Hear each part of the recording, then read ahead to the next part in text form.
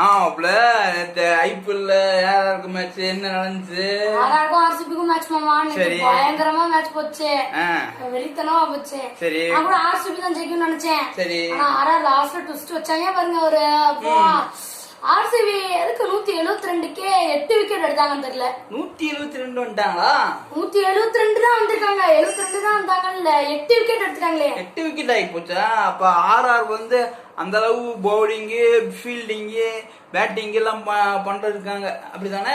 நேற்று நல்லா ஆர்ஆர் வந்து நல்லா தயாராகி வந்திருக்காங்க. சரி சரி. அப்ப வந்து என்ன சொல்லணும்னா, சஞ்சு சாம்சன் வந்து டாஸ் ஜெயிச்சதுல ஆர்ஆர் வந்து ஃபீல்டிங் தேர்வு சொன்னாங்க. நாங்க ஃபீல்டிங் பண்ணிக்கிறோம். ஃபீல்டிங் பண்ணாங்க. சூப்பரா பவுலர்ஸ் வந்து யாருன்னா போல்ட், சரி, ரவிச்சந்திர அஸ்வின் சூப்பரா போட்டாங்க. அடுத்து இன்னொரு ஒரு பிளேயர் இருக்காரு, அவர் பேர் எனக்கு சரியா தெரியல. சரி, நேத்து வந்து பயங்கரமான விக்கெட் எல்லாம் விழுந்துச்சாம்ல ஆர்சிபிக்கு. பயங்கரமான விக்கெட் தான். என்ன தினேஷ் கார்த்திக் மேல ஒரு ஷாட்டை தூக்கி விட்டாரு. கரெக்டா ஆர்ஆரோட ஃபீல்டர் ஒருத்தர் கையில கடக்குன்னு போய் கப்புன்னு கேட்ச் போய் உட்காந்துச்சு. அப்ப ஆர்சிபி ஃபர்ஸ்ட் பேட்டிங் பண்ணும்போது அப்பப்ப விக்கெட் மழை விழுந்துகிட்டே இருந்திருக்கு ஏமாப்புல. அதனால ரன் ரேட் அதிகமால. அதாவது பேட்டிங் வந்து பெர்ஃபார்மன்ஸ் சரியா போயிட்டு இருந்த நேரத்துல கரெக்டா அந்த டயத்துல வந்து விக்கெட் மழை விழுந்துருச்சு மாப்பிள. விழுந்தனால ஆர்சிபி அதிகமான ரன் ரேட்டுகளை சவாலாக ஆர்ஆர் வைக்க முடியல. அதான உண்மை? நீங்க சொன்னதான் உண்மை. ஆனா ஆர்ஆர் வந்து நேற்று வந்து ஃபீல்டிங் தேர்வு கரெக்டான ஒரு தேர்வு தான். சரி, நான் கூட பேட்டிங் பண்ணிப்பாங்க. இது வந்து என்னன்னா, அதாவது நம்ம எதிர் டீம்ல இருக்கவங்களுக்கு நம்ம முதல் கணிக்கணும். எவ்வளவு ஸ்கோர் எடுக்கிறாங்க நம்ம கணிச்சுதான் நம்ம பேட்டிங் பண்ணணும். ஆர்ஆர் சூப்பரா வந்து அந்த ஒரு டிசிஷன் எடுத்திருந்தாங்க. சஞ்சு சாம்சன் பேட்டிங் எடுத்திருந்தாரு, அவ்வளவுதான். ஏன்னா வந்து அப்ப எதிர் டீம் அதாவது ஆர்சிபி வந்து டயர்ட் ஆயிட்டாங்க பேட்டிங் பண்ணி. டயர்ட் ஆனனால அவங்களுக்கு கொஞ்சம் பவுலிங் வந்து தடுமாறிடுச்சு. அதனால சஞ்சு சாம்சன் வந்து அவர் டீம் கரெக்டா கொண்டு போனாரு. சரி சரி. ஆனா ஆர்சிபியோட பேட்டர் வந்து விராட் கோலி ஓரளவுக்கு லெவலா அடிச்சாலும் ரொம்ப எதிர்பார்த்தாரு நம்ம ஃபைனலுக்கு வந்து செலக்ட் ஆயிருவோம், செஞ்சிருவோம். ஆர்சிபி ஒரு லெவலுக்கு போயிட்டு இருக்கு, நல்ல நிலைமையில போயிட்டு இருக்க சுச்சுவேஷன்ல இந்த மாதிரி ஆர்ஆர் அந்தந்த நேரத்துல விக்கெட் விழுந்தனால ஒரு ஆர்சிபிக்கு ஒரு சின்ன தருமாற்றம் ஏற்பட்டுச்சு நேத்து. அது என்னன்னா அதனால ஆர்ஆருக்கு அது மிகப்பெரிய வாய்ப்பா அமைஞ்சதா நான் நினைக்கிறேன். நீங்க என்ன நினைக்கிறீங்க? அதே நேற்று வந்து ஆர்ஆரோட பவுலிங் சூப்பரா இருந்துச்சு. போல்டு, யுவரேந்திர சேகல், அஸ்வின், ரவிச்சந்திர அஸ்வின், ஆவேஷ் கான் நல்லா பவுலிங் போட்டாங்க நேற்று. அஸ்வின் எத்தனை விக்கெட் எடுத்தாரு மாப்ள? அஸ்வின் 2 விக்கெட் எடுத்துட்டாரு. 2 விக்கெட் சாச்சிட்டாரா? போல்ட் 1 விக்கெட் எடுத்தாரு. இன்னொரு பவுலர் எத்தனை விக்கெட் எடுத்தாரு? அது தெரியல, சரியா தெரியல மாமா. ரைட். அப்ப 8 விக்கெட் சாஞ்சிருச்சு ஆர்சிபிக்கு. அப்ப இன்னும் கொஞ்சம் ஸ்டாண்ட் பண்ணி விளையாண்டுருந்தாங்கன்னா ஆர்சிபி இன்னும் ரன் ரேட் அதிகமா போயிருக்கும். அதாவது ரன் ரேட்டோட இலக்கு வந்து ஒரு 210 220 வரைக்கும் போயிருக்கலாம்னு நேற்று கணிச்சோம். ஆமா, அது உண்மைதான் மாப்ள. நான் நேற்று சொல்லிட்டேன் வீடியோல 200 மேல போயிருவாங்கன்னு. ஆனா விக்கெட் வந்து மலமலன் சாஞ்சனால ஆர்சிபியோட ரன் ரேட் அதிகரிக்க முடியல. அதான் உண்மைதான் மாமா. உண்மையிலேயே சஞ்சு சாம்சன் வந்து கரெக்டான ஒரு டாஸ் போட்டு கரெக்டான ஃபீல்டிங் பண்ணிக்கலாம் சூப்பரா சொன்னாரு. அந்த நேற்று எனக்கு அந்த டிசிஷன் எனக்கு ரொம்ப பிடிச்சிருந்துச்சு. வந்து இப்போ எஸ்ஆர்ஹெச் நம்ம பேசி ஆகணும். எதுக்கு இந்த இடையில எஸ்ஆர்ஹெச்னா, எஸ்ஆர்ஹெச் வந்து 287 எடுத்தாங்க 20 ஓவர்ல. அது வெறும் 3 விக்கெட்ல. இதே ஆர்சிபிக்கு எதிராக தான் விளையாண்டாங்க. ஆர்சிபிக்கு எதிராக விளையாண்டு 287க்கு 3ன்ற ஸ்கோர் கணிப்புல எவ்வளவு ரன் ரேட் வித்தியாசத்தை ஜெயிச்சாங்கன்னு தெரியல. 20 ரன்னோ 30 ரன்னோ, ஆனா ஜெயிச்சிட்டாங்க. எஸ்ஆர்ஹெச் இப்படி வரணும். 280 இப்ப 200 அடிக்கிறது சாதாரண ஆயிடுச்சு ஐபிஎல்ல. அதனால 287 ஹையஸ்ட் ஸ்கோர் இருக்கிறாரு ஐபிஎல்ல. இந்த வருஷம் ஐபிஎல்ல சன்ரைசர்ஸ் ஹைதராபாத் தான் அதிகமா அடிச்சிருக்காங்க.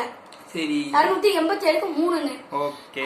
சன்ரைசர்ல பாத்தீங்க நான் எதுக்கு சொல்றேன்னா சரி மாப்ள, அவங்க இது அதிகமான ஸ்கோர் அடிச்சிருக்காங்க. அதிகமான ஸ்கோர் அடிச்சிட்டாளா? வந்து இப்போ வந்து டிராவிஸ் ஹெட் ஒழுங்கா விளையாடுறது இல்ல. சரி, டிராவிஸ் ஹெட் ஒழுங்கா விளையாடுறதுனால என்ன ஆகுது, டீம் வந்து தடுமாறுது. டிராவிஸ் ஹெட்டும் அபிஷேக் சர்மாவும் பார்ட்னர்ஷிப் போட்டாங்கன்னா டீம் சூப்பர் வேற லெவல்ல போவோம். சரி மாப்ள, நேத்து ஆர்ஆர் பேட்டிங் சூப்பரா இருந்துச்சுல? சூப்பர், செம்மையா இருந்துச்சு. பயங்கரமான 4, அதிகபட்சம் யாஸ்வி ஜெய்ஸ்வால் சொல்லவே வேணாமே. 4 4 4 4 ஹேட்ரிக் 4. நேத்து ஆர்ஆர் வந்து வெறும் 4லயே ஜெயிச்சிட்டாங்க மாப்ள, அதுதான் உண்மை. உண்மைதான். சந்து சம்சன் வந்தானே ஒரு 6 அடிச்சாரு. சரி, நான் யாஸ்வி ஜெய்ஸ்வால் அங்க வந்து 6 ஒரு வாட்டி என்ன ஆயிடுச்சு, ஒரு மேட்ச்ல 6 அடிச்சாரு. அவ்வளவு தூரமா போகாம ஃபீல்டர் கையில வந்து எந்த டீம் தெரியல எனக்கு சரியா, ஃபீல்டர் கையில வந்து கேட்ச் புடிச்சிட்டாங்க. அதனால நம்ம யாஸ்வி ஜெய்ஸ்வால் வந்து நேற்று யோசிச்சு விளையாண்டாரு. என்ன 45 30 பால்ல 45 ரன், இன்னும் கொஞ்சம் இருந்தாருன்னா ஒரு அரை சதத்தை வந்து ரீச் பண்ணிருப்பாரு. சரி மாப்ள, நேற்று ஆர்ஆருக்கு அப்பப்போ விக்கெட்டுக்கு மேல விழுந்தாலும் கரெக்டான தேட்டர்ல அந்தந்த பேட்ஸ்மேன் வந்து சரியான பெர்ஃபார்மன்ஸ் கொடுத்தாங்க.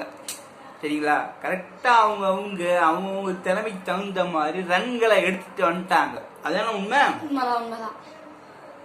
உண்மைதான்மா. அதாவது நேற்று வந்து போல்டு விழுந்துருச்சு நம்ம சஞ்சு சாம்சன். சரி, இந்த பால் கரெக்டா போட்டாரா ஆர்சிபி பவுலர், அது பேர் எனக்கு சரியா தெரியல. சஞ்சு சாம்சன் வந்து முன்னாடி இறங்கி அடிக்கலாம் நினைச்சாரு. சரி, அந்த இறங்கி அடிக்கிற பேட் என்ன ஆயிடுச்சு, கொஞ்சம் வந்து மேல போயிடுச்சு. அதனால தினேஷ் கார்த்திகாயில போய் டக்கு போல்டு. அப்ப நம்ம ஆர்சிபி டார்கெட் பண்ண ரன் வந்து 271 272. ஆர்ஆர் வந்து 174 எடுத்தா வின்னு. பாத்தீங்களா? ஆர்சிபி வந்து பிக்ஸ் பண்ண டார்கெட் 272 அந்த டார்கெட்டை ரீச் பண்ணிட்டாங்க ஆர்ஆர். அதான உண்மை? 172 ரன். அதாங்க 172 ரீச் பண்ணிட்டாங்க. அதான உண்மை? ஆமா, 173 எடுக்கிறாங்க வின்னு. 174 நாங்க எடுத்து காட்டுறோம் சொல்லி 174 எடுத்துட்டாங்க. அதிகபட்சம் ஃபோர்ஸ் தான் அதிகமா 4 அடிச்சிட்டாங்க. ஒரு ஹேட்ரிக்கா போச்சு 4. சான்ஸே இல்ல. அது இன்னொரு விஷயம் என்னன்னா ஆர்சிபியோட ஃபீல்டிங் வந்து கொஞ்சம் சுமாரா தான் இருந்துச்சு. Fielding bowling. ஆனா ஆர்ஆர் வந்து 173 எடுத்தாங்க, 174 எடுத்து காட்டுறோம் சொல்லி எடுத்துக்காட்டு 6 விக்கெட் இழப்பிற்கு 174 ரன் எடுத்துட்டாங்க.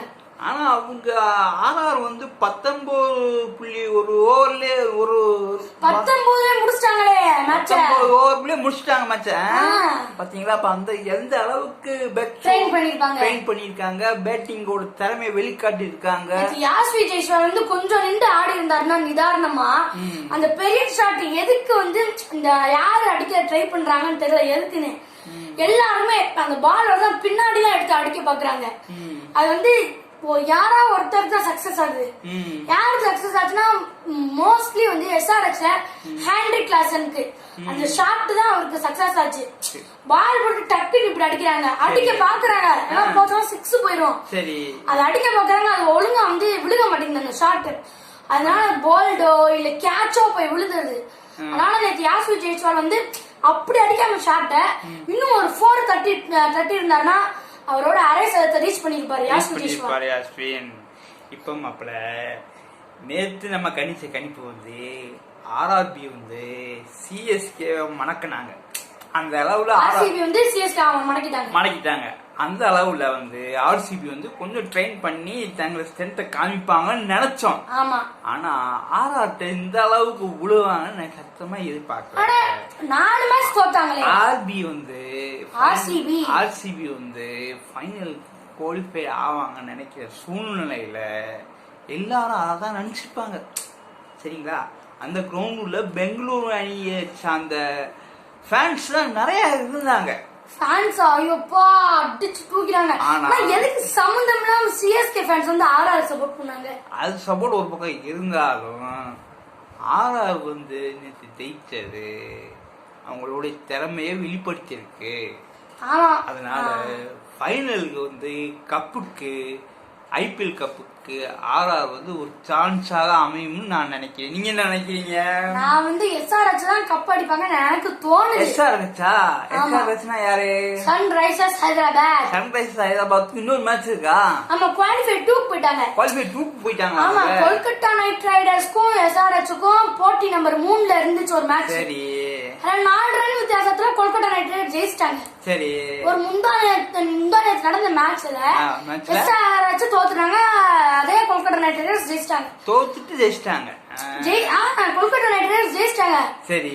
இப்போ என்னன்னா குவாலிஃபை 2க்கு போயிட்டாங்க. SRH இப்போ வந்து ஆர்ஆர் வந்து SRH வந்து சந்திக்கிற ஒரு இதுல இருக்கும். சரி. 24ஆம் தேதி வெள்ளிக்கிழமை அதாவது நாளைக்கு சரி வந்து குவாலிஃபை 2 மேட்ச் ஆர்ஆருக்கும் SRHக்கும் மேட்ச். இதுல யார் ஜெயிப்பாங்களோ அவங்க தான் KKRக்கும் இவங்களுக்கும் ஃபைனல் கப்பு. அப்ப அடுத்த வர வெள்ளிக்கிழமையில இந்த வெள்ளிக்கிழமையில மேட்ச் இருக்கு. ஆமா, அது யாரா இருக்கு? KKR இருக்கும், RC KKR இல்ல, இது SRHக்கும் RRக்கும் மேட்ச் இருக்கு. இந்த மேட்ச்ல யார் ஜெயிக்கிறாங்களோ அவங்க தான் ஃபைனலுக்கு போவாங்க.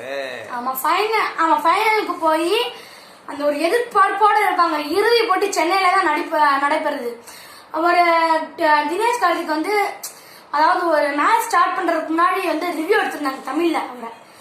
அவர் சொன்னாரு, எங்களுக்கு ரொம்ப வந்து ஆசையா இருக்கு சென்னையில நாங்க போய் விளையாடணும், RCB வந்து நாங்க போகணும், ஃபைனல் குவாலிஃபை ஆகணும், கப் அடிக்கணும்னு சொன்னாரு.